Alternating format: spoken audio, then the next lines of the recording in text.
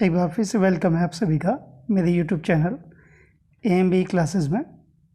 आज मैं आपके लिए लेकर के आया हूँ अकाउंटिंग रेशियोज़ के MCQ, जिसके अंदर मैं आपके साथ डिस्कस करूँगा लिक्विडिटी रेशियोज़। जो फर्स्ट पार्ट है अकाउंटिंग रेशियोज़ का, first category of accounting ratios है, उसके हम MCQ डिस्कस करेंगे। अगर आपको मेरी ये वीडियो पसंद आए तो आप प्लीज़ इसे लाइक करें, अपने फ्रेंड्स के साथ शेयर करें और मेरे चैनल को सब्सक्राइब करना ना भूलें, ताकि जैसे ही मैं नया वीडियो अपलोड करूं आपको उसका नोटिफिकेशन मिल जाए और आप उसे सबसे पहले देख पाएँ। चलिए शुरू करते हैं आज की क्लास को। पहला क्वेश्चन आ रहा है आपके सामने, two basic measurement of liquidity are. जो लिक्विडिटी है उसके दो बेसिक मेज़र बताने हैं हमें कि किससे हम लिक्विडिटी को मेज़र करते हैं। लिक्विडिटी मीन्स होता है कि आपकी जो शॉर्ट टर्म फाइनेंशियल पोजीशन होती है किसी भी कंपनी की, उसे मेज़र करने का तरीका होता है लिक्विडिटी का मेज़रमेंट। और लिक्विडिटी को मेज़र करने के लिए मेनली दो टाइप के रेशो हम कैलकुलेट करते हैं। नंबर 1 है हमारा करंट रेशो और नंबर 2 होता है हमारा क्विक रेशो। क्विक रेशो को हम लिक्विड रेशो या एसिड टेस्ट रेशो के नाम से भी जानते हैं। दो जो बेसिक मेज़र हैं लिक्विडिटी को मेज़र करने के, शॉर्ट टर्म फाइनेंशियल पोजीशन को चेक करने के या शॉर्ट टर्म सॉल्वेंसी को चेक करने के कि आप शॉर्ट टर्म में आपकी जो पोजीशन है फाइनेंशियल वो कैसी है। देखते हैं। ऑप्शन नंबर ए है inventory turnover and current ratio. Current ratio ठीक है बट इन्वेंट्री टर्नओवर ठीक नहीं है। बी है current ratio and quick ratio, ये ठीक है। ये दोनों ही रेशो हमारे लिक्विडिटी रेशो के अंदर आते हैं। तो ये दो बेसिक मेजर हैं हमारे लिक्विडिटी के। तो उसमें जो सही आंसर बनेगा वो ऑप्शन नंबर बी है। सी में ग्रॉस प्रॉफिट रेशो का नाम आ रहा है, वो नहीं है हमारा लिक्विडिटी रेशो। डी है हमारा करंट रेशो, ये भी हमारा लिक्विड रेशो है, बट जो एवरेज कलेक्शन पीरियड है ये लिक्विडिटी रेशो का पार्ट नहीं होता है। नेक्स्ट क्वेश्चन लेते हैं, question number 2। Current ratio is a, current ratio क्या है हमारे लिए? ऑप्शन नंबर ए सॉल्वेंसी रेशो। सॉल्वेंसी रेशो जो होते हैं ये लॉन्ग टर्म फाइनेंशियल पोजीशन को चेक करने के लिए कैलकुलेट किए जाते हैं। ऑप्शन नंबर बी है आपका लिक्विडिटी रेशो। तो करंट रेशो आपका लिक्विडिटी रेशो का ही एक पार्ट है। और सी है आपका एक्टिविटी रेशो। ये हमारी बिजनेस की कुछ एक्टिविटीज़ होती हैं जो टर्नओवर से रिलेटेड होती हैं, सेल से रिलेटेड होती हैं, उनके मूवमेंट्स को चेक करने के लिए निकाले जाते हैं। लास्ट होता है प्रॉफिटेबिलिटी रेशो, जो हमारी बिजनेस की प्रॉफिट अर्निंग कैपेबिलिटी को चेक करने के लिए निकाले जाते हैं। तो करंट रेशो हमारा जो है ऑप्शन नंबर बी है, यानी लिक्विडिटी रेशो का एक टाइप है। नेक्स्ट क्वेश्चन लेते हैं, question number 3। Current ratio is, अब यहाँ पे फॉर्मूले दिए हुए हैं। तो करंट रेशो का बहुत सिंपल सा फॉर्मूला है, करंट एसेट्स अपॉन में करंट लायबिलिटी। तो ऑप्शन देख लें एक बार। तो ऑप्शन नंबर सी है इसमें करंट एसेट्स अपॉन में करंट लायबिलिटी। बहुत ही सिंपल फॉर्मूला है करंट रेशो का। आइए फोर्थ क्वेश्चन की ओर बढ़ें। क्वेश्चन नंबर 4 है हमारे लिए, liquid assets do not include. Liquid assets में हम क्या इंक्लूड नहीं करते? यहाँ पे सबसे पहले आपको जानने की ज़रूरत है कि लिक्विड एसेट्स हम कहते किसे हैं। हमारी जितनी भी करंट एसेट्स होती हैं उनमें से कुछ ऐसी एसेट्स होती हैं जिनको हम क्विकली कैश में कन्वर्ट नहीं कर सकते। उनमें मेन दो एसेट्स ऐसी हैं, एक हमारी इन्वेंट्री है स्टॉक, और दूसरा प्रीपेड एक्सपेंसेस, जिनको हम क्विकली कैश में कन्वर्ट नहीं कर सकते। अदरवाइज सारी करंट एसेट्स हमारी लिक्विड एसेट्स ही होती हैं जिनको हम इजीली कैश में कन्वर्ट कर सकते हैं। तो इसमें किसको इंक्लूड नहीं करेंगे वो पूछ रहा है। तो ऑप्शन में अगर आपके पास इन्वेंट्री या प्रीपेड एक्सपेंसेस है तो वो आपके सही आंसर होंगे। ऑप्शन नंबर ए है बिल रिसीवेबल, ये करंट एसेट्स है जिसे हम लिक्विड एसेट्स में शामिल करते हैं। बी है डेटर, ये हमारी करंट एसेट्स है, इसे भी हम लिक्विड एसेट्स में लेते हैं। सी इन्वेंट्री, इसे हम करंट एसेट्स में लेते हैं बट लिक्विड एसेट्स में नहीं लेते हैं। डी है बैंक बैलेंस, ये तो ऑलरेडी लिक्विड फॉर्म में ही है। सही answer option number C inventory. Question number 5 लेते हैं, ideal current ratio is. Current ratio का जो फॉर्मूला होता है वो होता है करंट एसेट्स अपॉन में करंट लायबिलिटी, और इसको तब आइडियल माना जाता है जब आपकी करंट एसेट्स करंट लायबिलिटी की डबल होती है, यानी ट्वाइस होती है। तो यानी करंट रेशो होना चाहिए 2:1।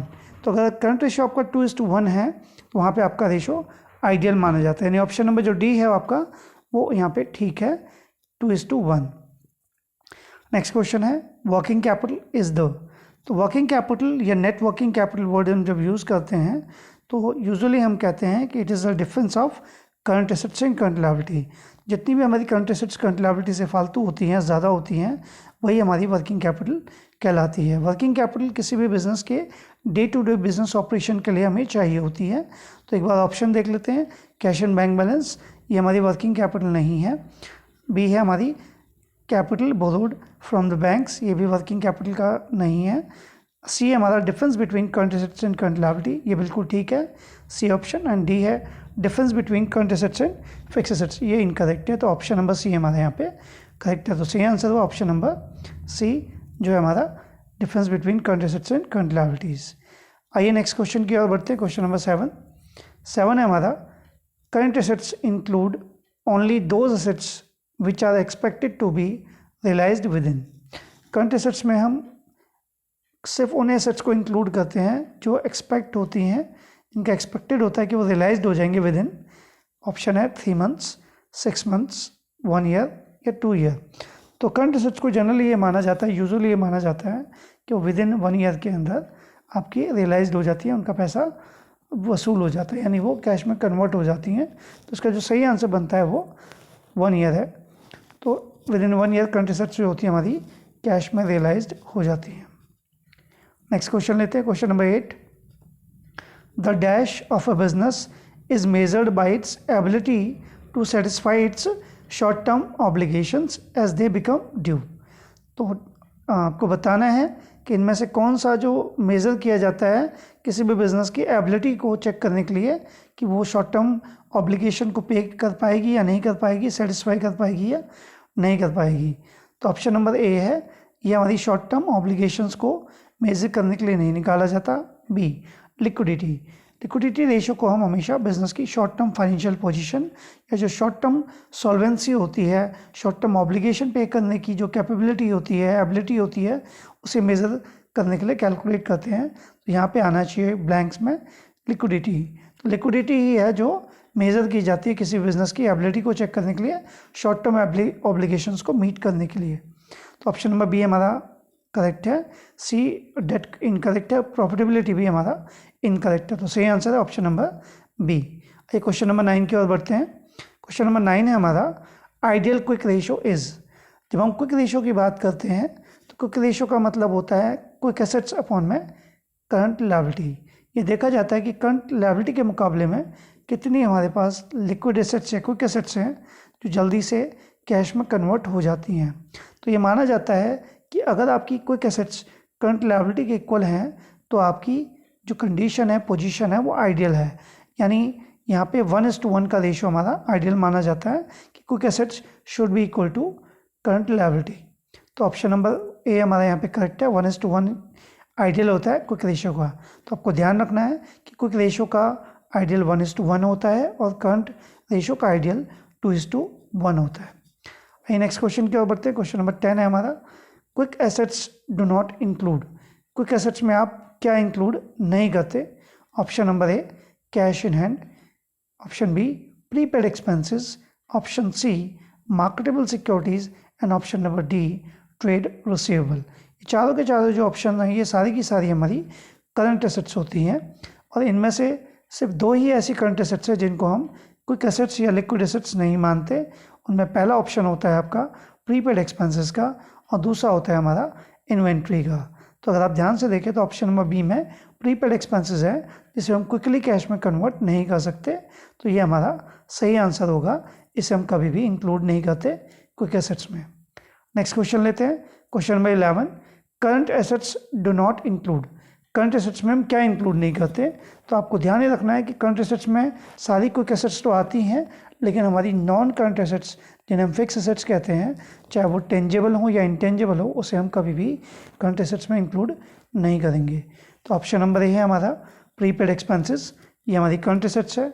बी है हमारा इन्वेंट्री, ये भी करंट एसेट्स है।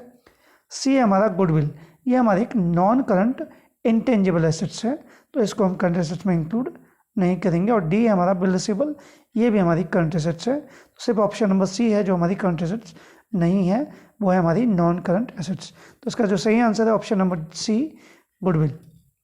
नेक्स्ट क्वेश्चन लेते हैं। क्वेश्चन नंबर 12 है आपके लिए, quick ratio is also known as.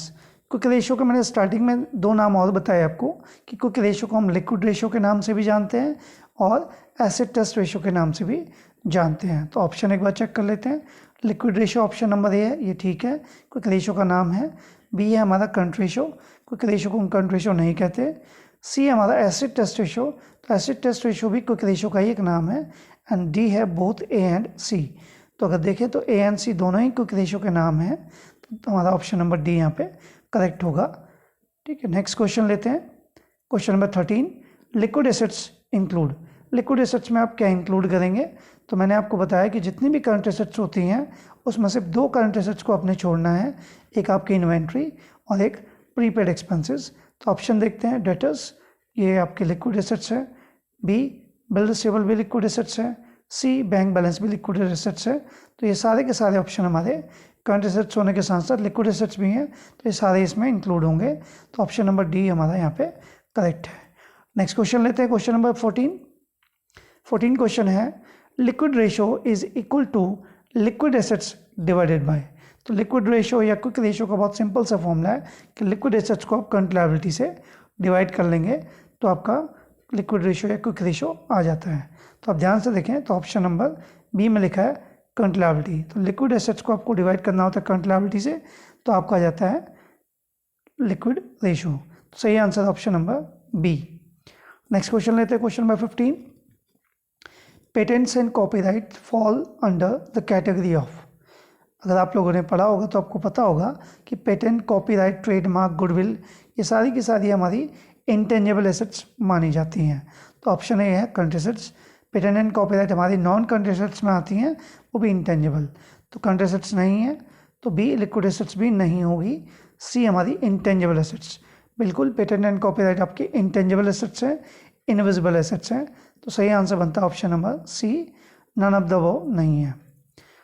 Next question, question number 16, ये आपके पास एक न्यूमेरिकल की फॉर्म में है, इसको आप ध्यान से समझेंगे, इसमें आपको कैलकुलेशन करनी होगी थोड़ा। तो फर्स्ट आपको दिया है कैश बैलेंस, ये हमारी करंट एसेट्स और लिक्विड एसेट्स दोनों हैं। फिर है ट्रेड रिसीवेबल, ये current assets and liquid assets दोनों हैं। फिर है इन्वेंट्री, इन्वेंट्री करंट एसेट्स है बट लिक्विड एसेट्स में ये नहीं आती है। नेक्स्ट है ट्रेड पेबल, ये हमारी करंट लायबिलिटी है। एंड बैंक ओवरड्राफ्ट, ये भी हमारी करंट लायबिलिटी है। तो हमें कैलकुलेट करने के लिए कह रहा है करंट रेशो विल बी। तो इसकी कैलकुलेशन एक बार देखते हैं कि कैसे होगी। सबसे पहले हमने लिखा करंट रेशो का फॉर्मूला जो होता है करंट एसेट्स अपॉन में करंट लायबिलिटी। सबसे पहले हम करंट एसेट्स कैलकुलेट करेंगे, तो करंट एसेट्स होगी हमारी cash balance plus trade receivable plus inventory. तो cash balance plus trade receivable and inventory को जब आप ऐड करेंगे तो 15,000 प्लस 35,000 हो गए आपके 50,000 एंड 40,000 हो गए आपके 90,000। तो करंट एसेट्स की वैल्यू है 90,000। फिर हमें चाहिए करंट लायबिलिटी। करंट लायबिलिटी दो हैं हमारे पास, trade payable and bank overdraft. तो दोनों को ऐड करेंगे तो 24,000 प्लस 6,000 तो आपका बनेगा 30,000। अब आप करंट रेशो निकालेंगे तो करंट एसेट्स की वैल्यू ऊपर लिखेंगे 90,000, डिवाइड में लिखेंगे 30,000। डिवाइड करने पे आंसर आ रहा है 3:1। तो सही ऑप्शन जो बन रहा है वो ऑप्शन नंबर आपका बी है। तो सही आंसर ऑप्शन नंबर बी। आइए आगे बढ़ें क्वेश्चन नंबर 17 की ओर। 17 भी एक न्यूमेरिकल क्वेश्चन है। फर्स्ट है ट्रेड रिसीवेबल, ये आपकी current assets and liquid assets दोनों हैं। ट्रेड पेबल करंट लायबिलिटी है। प्रीपेड एक्सपेंसेस करंट एसेट्स है बट लिक्विड एसेट्स नहीं है। इन्वेंट्री करंट एसेट्स है बट लिक्विड एसेट्स नहीं है। एंड गुडविल ये हमारी नॉन करंट एसेट्स है, ये ना करंट एसेट्स है ना ही लिक्विड एसेट्स है। हमें कैलकुलेट करने के लिए कह रहा है करंट रेशो विल बी। तो देखते हैं इसकी कैलकुलेशन भी। सबसे पहले हमने करंट रेशो का फॉर्मूला लिखा, करंट एसेट्स अपॉन में करंट लायबिलिटी। पहले कैलकुलेट करेंगे करंट एसेट्स, जिसमें आएगा trade receivable plus prepaid expenses plus inventory. Trade receivable है 40,000, प्रीपेड एक्सपेंसेस है 10,000 तो हो गए 50 एंड इन्वेंट्री हो गई 1 लाख। टोटल आ गया 1,50,000। फिर हमें चाहिए करंट लायबिलिटी। तो करंट लायबिलिटी के नाम से हमारे पास एक ही आइटम है, वो है हमारा ट्रेड पेबल। तो ट्रेड पेबल की अमाउंट है 60,000। तो सॉरी ट्रेड पेबल हमारा 60,000, यहाँ पे थोड़ी अमाउंट आगे पीछे हो गई, गड़बड़ हो गई है, 60,000 लिख देना आप यहाँ पे। तो हमारे कैलकुलेशन करने पे आएगा करंट रेशो 1,50,000 डिवाइडेड बाई 60,000, तो ये आएगा 2.5:1। तो हमारा ऑप्शन है डी। तो सही आंसर आ रहा है option number D. Next question लेते हैं, ये भी एक न्यूमेरिकल की फॉर्म में है। कैश बैलेंस दिया हुआ है, current assets and liquid assets दोनों हैं। ट्रेड पेबल हमारी करंट लायबिलिटी होती है। इन्वेंट्री हमारी करंट एसेट्स है बट लिक्विड एसेट्स नहीं है। ट्रेड रिसीवेबल हमारी करंट एसेट्स है और लिक्विड एसेट्स भी है। प्रीपेड एक्सपेंसेस करंट एसेट्स में आता है बट लिक्विड एसेट्स में नहीं आता। तो हमें कहता है लिक्विड रेशो विल बी। तो लिक्विड रेशियो की कैलकुलेशन देख लेते हैं। सबसे पहले आप लिक्विड रेशियो कैलकुलेट करेंगे जो होता है लिक्विड एसेट्स अपॉन में करंट लायबिलिटी। तो सबसे पहले लिक्विड एसेट सर्च करेंगे, तो इसमें कैश बैलेंस है प्लस ट्रेड रिसीवेबल है, दोनों को हमने ऐड किया तो 5000 प्लस आपका 65,000 बन गया 70,000। इसके बाद हमें चाहिए करंट लायबिलिटी, तो करंट लायबिलिटी को अगर सर्च करें तो हमें दी हुई है ट्रेड पेबल, सिर्फ एक ही नाम है जो है 40,000। फिर हमने लिक्विड रेशियो का फॉर्मूला लिखा, तो लिक्विड रेशियो का फॉर्मूला है हमारा 70,000 डिवाइडेड बाई 40,000, जो आएगा 1.75:1। तो ऑप्शन देखें तो ऑप्शन नंबर ए यहाँ पे आपका बिल्कुल करेक्ट है, तो सही आंसर है ऑप्शन नंबर ए। नेक्स्ट क्वेश्चन लेते हैं, question number 19। Current assets given है हमारी 4 लाख, फिर करंट लायबिलिटी भी गिवन है एंड इन्वेंट्री गिवन है इस बार हमें, और कहता है लिक्विड रेशियो में कैलकुलेट करना है। तो आपको थोड़ा सा समझना होगा कि करंट एसेट्स में से अगर हम इन्वेंट्री एंड प्रीपेड एक्सपेंसेस को हटा दें तो वो लिक्विड एसेट्स में कन्वर्ट हो जाती है। तो एक बार सबसे पहले हम कैलकुलेशन देख लेते हैं। लिक्विड रेशियो का फॉर्मूला लिखा जो होता है लिक्विड एसेट्स अपॉन में करंट लायबिलिटी। अब हमें सबसे पहले लिक्विड एसेट्स चाहिए, जिसके लिए हम निकालेंगे current assets minus inventory. Current assets में से इन्वेंट्री को माइनस करेंगे तो 4 लाख माइनस 50,000 आपका आएगा 3,50,000। फिर हमें चाहिए करंट लायबिलिटी, करंट लायबिलिटी हमारी हो गई 2 लाख, तो 2 लाख तो हमने फॉर्मूले में पुट किया वैल्यू, तो लिक्विड एसेट्स की वैल्यू है 3,50,000, करंट लायबिलिटी 2 लाख, डिवाइड करने पे आ रहा है आपका 1.75:1। उसका सही आंसर है ऑप्शन नंबर डी। नेक्स्ट लेते हैं क्वेश्चन नंबर 20। ये न्यूमेरिकल नहीं है, एक नॉर्मल क्वेश्चन है। इसमें है which of the following transactions will improve the current ratio. अब यहाँ पे हमसे पूछा है कि इनमें से किस ट्रांजेक्शन से करंट रेशो इम्प्रूव करेगा। तो करंट रेशो का फॉर्मूला आपको पता है कि करंट एसेट्स अपॉन में करंट लायबिलिटी होता है।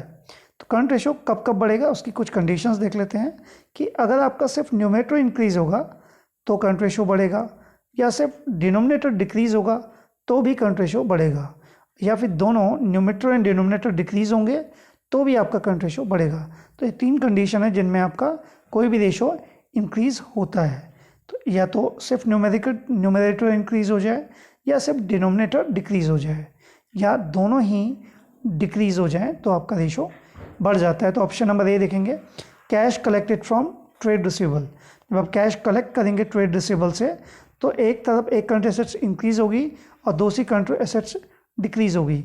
कैश इंक्रीज होगा, ट्रेड रिसीवेबल डिक्रीज होंगे, तो यानी आपकी करंट एसेट्स में कोई चेंज नहीं आ रहा और ना ही करंट लायबिलिटी में कोई चेंज आ रहा है, तो कोई भी चेंज नहीं आएगा इसका करंट रेशो पर। ऑप्शन नंबर बी है आपका purchases of goods for cash. Goods को अगर आप परचेज कर रहे हैं कैश में तो आपका गुड्स इंक्रीज हो रहा है, कैश डिक्रीज हो रहा है, यानी एक तरफ आपकी करंट एसेट्स इंक्रीज हो रही है, दूसरी तरफ आपकी करंट एसेट्स डिक्रीज हो रही है। इससे भी आपके करंट रेशो पर कोई भी चेंज नहीं आ रहा है। ऑप्शन नंबर सी है पेमेंट टू ट्रेड पेबल। अगर आप ध्यान से देखेंगे ट्रेड पेबल एक करंट लायबिलिटी है, उसकी अगर आप पेमेंट करते हैं तो ट्रेड पेबल कम होंगे यानी करंट लायबिलिटी कम हो जाएगी, यानी डिनोमिनेटर कम होगा, दूसरी तरफ कैश भी आपका कम होगा पेमेंट करने से, यानी करंट एसेट्स भी कम होगी। तो न्यूमरेटर में से करंट एसेट्स कम हो जाएगी और डिनोमिनेटर में से करंट लायबिलिटी कम हो रही है। तो यहाँ पे जो हमारा थर्ड कंडीशन है कि both numerator and denominator decreases, तो ऑप्शन नंबर सी से आपका न्यूमरेटर भी डिक्रीज हो रहा है, डिनोमिनेटर भी डिक्रीज हो रहा है, तो करंट रेशो आपका इंप्रूव हो जाएगा। तो ऑप्शन नंबर सी अभी तक यहाँ पे हमारा करेक्ट है। लास्ट है credit purchase of goods. Goods को क्रेडिट परचेज करने से आपका एक तरफ स्टॉक बढ़ेगा, दूसरी तरफ आपके क्रेडिटर बढ़ जाएंगे, तो एक तरफ करंट एसेट्स इंक्रीज होगी और दूसरी तरफ करंट लायबिलिटी भी इंक्रीज होगी। तो यहाँ पे दोनों इंक्रीज हो रहे हैं, और ये ध्यान रखना कि कभी न्यूमरेटर और डिनोमिनेटर दोनों इंक्रीज होते हैं तो उस केस में आपका रेशो डिक्रीज हो जाता है। तो यहाँ पे सही ऑप्शन है ऑप्शन नंबर सी, कि दोनों ही आपके करंट एसेट्स से करंट लायबिलिटी क्या हो रहे हैं यहाँ पे डिक्रीज हो रहे हैं। नेक्स्ट क्वेश्चन लेते हैं, question number 21। Which of the following transactions will improve the quick ratio. तो फिर सेम वही कंडीशन है, रेशो इंप्रूव होने की बात हो रही है, तो वही कंडीशन जो मैंने आपको बताई कि सिर्फ न्यूमरेटर इंक्रीज होगा तो रेशो बढ़ जाएगा, या सिर्फ डिनोमिनेटर डिक्रीज होगा तो रेशो बढ़ जाएगा, या दोनों ही डिक्रीज हो जाए न्यूमरेटर और डिनोमिनेटर तो भी आपका रेशो इंप्रूव हो जाता है, चाहे वो रेशो कोई भी हो। तो देखते हैं option number A, sale of goods for cash. अगर आप गुड्स को सेल करेंगे तो एक तो गुड्स पे इफेक्ट पड़ेगा यानी स्टॉक पे इफेक्ट पड़ेगा, तो स्टॉक को हम लिक्विड एसेट्स में नहीं लेते क्योंकि यहाँ पे लिक्विड रेशो की बात हो रही है। तो फॉर्मूला होता है लिक्विड एसेट्स अपॉन में करंट लायबिलिटी, तो लिक्विड एसेट्स पे कोई इफेक्ट नहीं आएगा, लेकिन करंट और दूसरा आपका कैश डिक्रीज हो रहा है, आपका कैश इंक्रीज होगा तो आपका सेल करने से गुड्स के कैश इंक्रीज हो जाएगा, तो आपका रेशो जो होगा डिनोमिनेटर बढ़ जाएगा, जिसकी वजह से रेशो इंप्रूव होगा। Sale of goods on credit, goods को अगेन आपने सेल किया है क्रेडिट पे, तो डेटर इंक्रीज हो जाएंगे बट गुड्स डिक्रीज होगा। डेटर इंक्रीज होने से भी हमारी करंट एसेट्स इंक्रीज हो रही है, यानी न्यूमरेटर हमारा इंक्रीज हो रहा है, और न्यूमरेटर के इंक्रीज होने से हमारा रेशो इंप्रूव हो जाएगा। तो ऑप्शन नंबर ए से भी हमारा क्विक रेशो इंप्रूव हो रहा है, ऑप्शन नंबर बी से भी क्विक रेशो इंप्रूव हो रहा है, क्योंकि दोनों कंडीशन में हमारा न्यूमरेटर इंक्रीज हो रहा है। सी में कहता है issue of new shares for cash, shares के इशू करने से कैश इंक्रीज होगा, यानी हमारी लिक्विड एसेट्स इंक्रीज हो जाएगी, बट करंट लायबिलिटी पे कोई इफेक्ट नहीं आ रहा है। तो तीनों ही केसेस में हमारा न्यूमरेटर इंक्रीज हो रहा है, जिसकी वजह से हमारा क्विक रेशो इंप्रूव हो जाएगा। तो सही आंसर बन रहा है इसमें option number D, all of the above. Next लेते हैं question number 22। Companies current ratio given है आपको 2:1 and after cash payment to some of its creditor current ratio will. तो इस बार रेशो गिवन है, हमसे पूछा है कि अगर हम पेमेंट कर दें क्रेडिटर को तो current ratio will, option A है decrease, B increase, C as before and D none of these. तो अगर आप ध्यान से देख रहे होंगे कि जब हम पेमेंट करेंगे क्रेडिटर्स को तो हमारी लायबिलिटी कम हो जाएगी, करंट लायबिलिटी, और दूसरी तरफ हमारा कैश भी कम हो जाएगा, यानी न्यूमरेटर में से हमारा करंट एसेट्स डिक्रीज हो जाएगा कैश से, और डिनोमिनेटर में से करंट लायबिलिटी भी आपकी डिक्रीज हो जाएगी क्रेडिटर से। तो जब करंट एसेट्स और करंट लायबिलिटी दोनों ही डिक्रीज हो रही हैं, यानी न्यूमरेटर और डिनोमिनेटर दोनों ही डिक्रीज हो रहे हैं, तो ऐसे केस में क्या होता है कि आपका रेशो इंप्रूव हो जाता है। तो यानी हमारा जो इफेक्ट आएगा पेमेंट टू क्रेडिटर्स को करने से, वो हमारा रेशो इंक्रीज होगा, यानी ऑप्शन नंबर बी यहाँ पे करेक्ट है। नेक्स्ट क्वेश्चन लेते हैं, क्वेश्चन नंबर 23 जो है लिक्विड एसेट्स इक्वल टू। तो फॉर्मूले को अगर ध्यान से देख रहे होंगे, सभी में आगे की तरफ करंट एसेट्स लिखा है और पीछे कुछ माइनस किया गया है। तो मैंने आपको स्टार्टिंग में बताया कि अगर आप करंट एसेट्स में से अपनी प्रीपेड एक्सपेंसेस को एंड इन्वेंट्री को माइनस कर दें तो वो लिक्विड एसेट्स में कन्वर्ट हो जाती है। तो ऑप्शन अगर आप ध्यान से देखें तो ऑप्शन नंबर सी आपको नज़र आ रहा है, जिसमें करंट एसेट्स में से inventory and prepaid expenses minus हो रही हैं, तो ये हमारा लिक्विड एसेट्स का फॉर्मूला बनता है। तो ऑप्शन नंबर सी यहाँ पे करेक्ट है। नेक्स्ट क्वेश्चन, क्वेश्चन नंबर 24, ये एक न्यूमेरिकल है, इसकी कैलकुलेशन को ध्यान से समझेंगे। करंट एसेट्स गिवन है हमें 85,000, इन्वेंट्री दी हुई है। अगर मैं करंट एसेट्स में से अपनी इन्वेंट्री को कम कर दूं, इसके बाद एक और नाम भी है प्रीपेड एक्सपेंसेस 3000, तो करंट एसेट्स में से अगर इन दोनों एसेट्स को हटा दिया जाए, क्योंकि ये दोनों ही हमारी लिक्विड एसेट्स नहीं है, तो हमें कहता है then liquid assets will be. तो वो कुछ नहीं करना है, सिर्फ करंट एसेट्स में से इन्वेंट्री को और प्रीपेड एक्सपेंसेस को हटाना है। तो 85,000 में से आप क्या करेंगे, 22,000 एंड 3,000 को माइनस करेंगे, यानी 25,000 माइनस करेंगे तो आपकी लिक्विड एसेट्स आ जाएगी। तो सही आंसर आएगा आपका 60,000, यानी option number B. Next question लेते हैं, question number 25। A companies current ratio is 2.8:1। अगर कभी भी किसी कंपनी का करंट रेशो गिवन है तो करंट रेशो का फॉर्मूला आपको पता है कि करंट एसेट्स अपॉन में करंट लायबिलिटी होता है। अगर करंट रेशो गिवन है 2.8:1 तो इसका मीनिंग ये बनता है कि आपकी करंट एसेट्स करंट लायबिलिटी की 2.8 टाइम्स है। ठीक है, करंट एसेट्स करंट लायबिलिटी की 2.8 टाइम्स है। आगे है current liabilities are, current liability आपकी गिवन है 2 लाख, इन्वेंट्री गिवन है 1,50,000 एंड प्रीपेड एक्सपेंसेस गिवन है आपकी 10,000। तो इट्स लिक्विड रेशो हमसे पूछा है। तो सबसे पहले हमने क्या किया, करंट रेशो का फॉर्मूला यूज़ किया। करंट रेशो हमें दिया है 2.8:1, यानी करंट एसेट्स अपॉन में करंट लायबिलिटी। इसको थोड़ा अगर आप कैलकुलेट करेंगे तो करंट एसेट्स इक्वल टू हो जाएगा 2.8 into current liability. Current liability की वैल्यू आपको दी हुई है 2 लाख क्वेश्चन में, तो 2.8 से जब आप उसको मल्टीप्लाई करेंगे तो आपका करंट एसेट्स आ जाएगी 5,60,000। फिर हम आगे बढ़ते हैं, फिर हमें चाहिए क्विक एसेट्स, क्योंकि करंट लायबिलिटी हमें गिवन है क्वेश्चन में। तो लिक्विड एसेट्स हमने कैलकुलेट किया, तो लिक्विड एसेट्स निकालने के लिए हमने क्या किया, करंट एसेट्स में से इन्वेंट्री एंड प्रीपेड एक्सपेंसेस को माइनस किया। तो करंट एसेट्स से हमारी 5,60,000 अभी हमने कैलकुलेट की, inventory 1,50,000 and prepaid expenses 10,000, total 1,60,000 आप करंट एसेट्स में से माइनस करेंगे। 5,60,000 में से जब 1,60,000 माइनस करेंगे तो 4 लाख आपकी लिक्विड एसेट्स आ जाएगी। फिर लिक्विड रेशो का फॉर्मूला आपको पता है कि आपका होता है लिक्विड एसेट्स अपॉन में करंट लायबिलिटी। तो लिक्विड एसेट्स अपॉन में करंट लायबिलिटी जब आप कैलकुलेट करेंगे तो लिक्विड एसेट्स है 4 लाख, करंट लायबिलिटी है 2 लाख, तो डिवाइड करने पे आ रहा है 2, तो 2:1 हमारा इसका आंसर आ रहा है। तो ऑप्शन नंबर सी यहाँ पे हमारा करेक्ट है।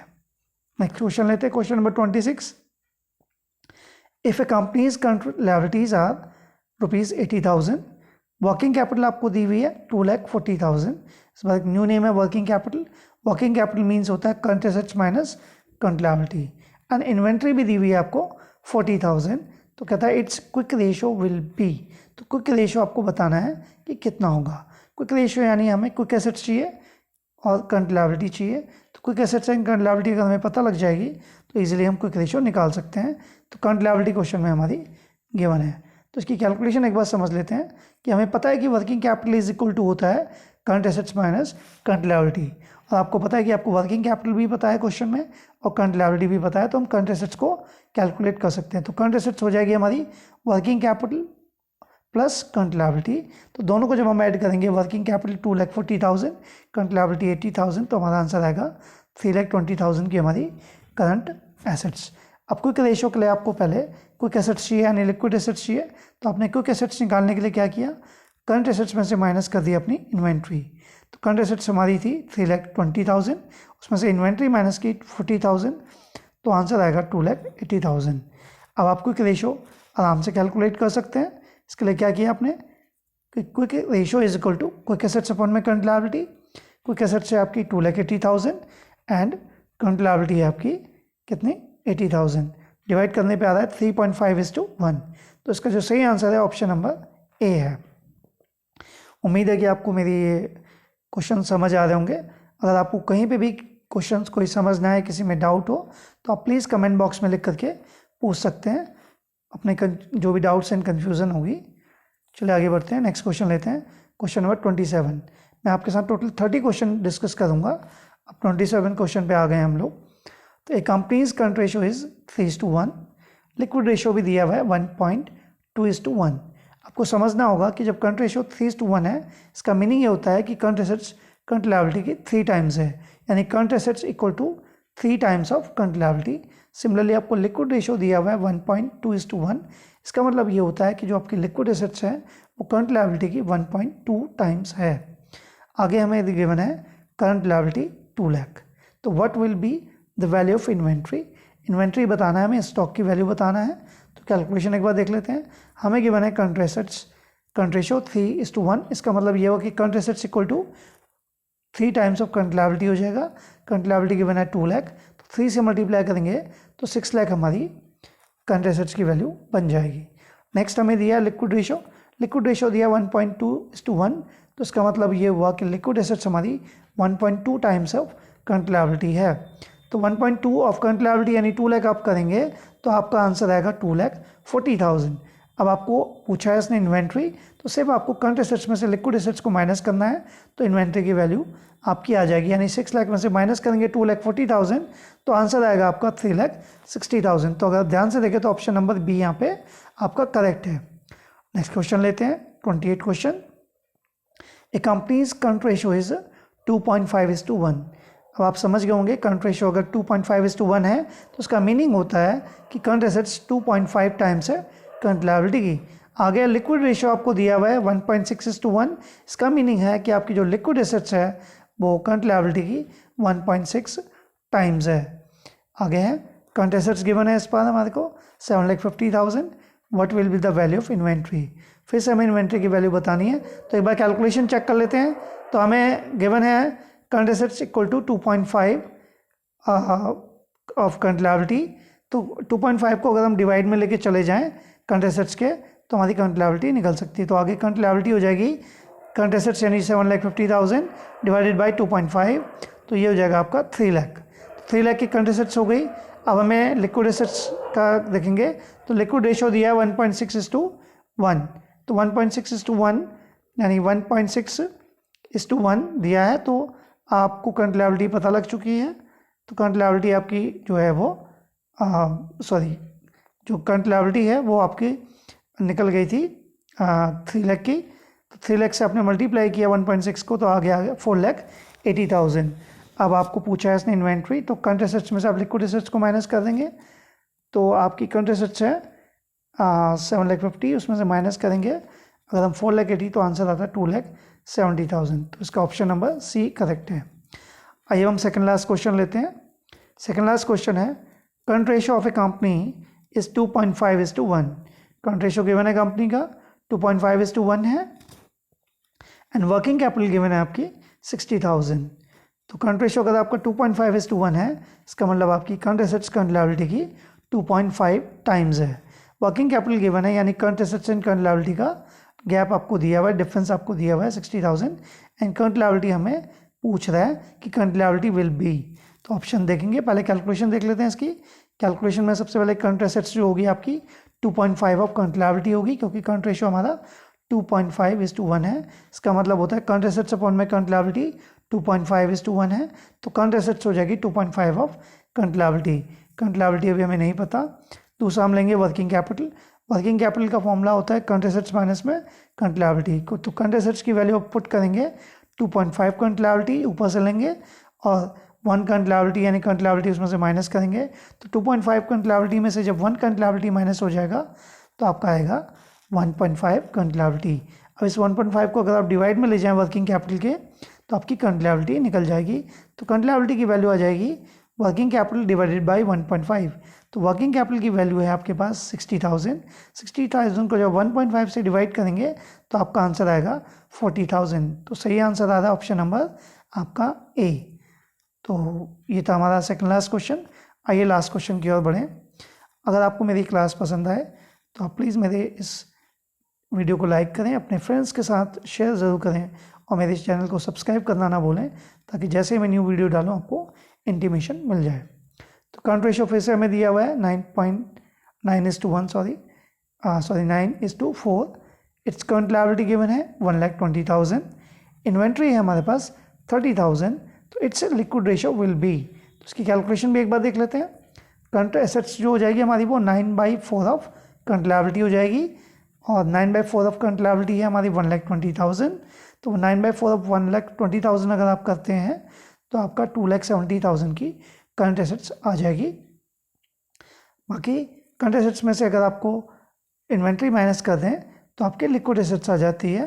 तो करंट एसेट्स है 2,70,000, लिक्विड एसेट्स यानी सॉरी इन्वेंट्री दी है 30,000, तो माइनस करने के बाद आपके पास बचा 2,40,000। तो लिक्विड एसेट्स की वैल्यू आ गई 2,40,000। अब क्या करेंगे, लिक्विड रेशो निकालना है। तो लिक्विड रेशो का फॉर्मूला होता है लिक्विड एसेट्स अपॉन में करंट लायबिलिटी। अब हमारे पास दोनों हैं, दोनों की वैल्यू पुट करते हैं। तो लिक्विड एसेट्स की वैल्यू अभी हमने कैलकुलेट की 2,40,000, डिवाइड करेंगे इसे करंट लायबिलिटी यानी 1,20,000 से, तो आपका आ रहा है 2:1। तो इसका सही आंसर आ रहा है ऑप्शन नंबर सी। तो ये था आज की क्लास का लास्ट क्वेश्चन। उम्मीद है आपको ये क्लास पसंद आई होगी और आपके लिए हेल्पफुल रहेगी। इसको करने के बाद, इन क्वेश्चनों को करने के बाद आप डेफिनेटली लिक्विडिटी रेशो के जितने भी क्वेश्चन होंगे उनको आप अटैम्प्ट कर पाएंगे। थैंक्स सभी का वीडियो देखने के लिए। अगर आपको पसंद आए तो प्लीज़ लाइक करें, शेयर करें, और मेरे चैनल को सब्सक्राइब करना ना भूलें। Thank you very much from AMB classes. Thank you.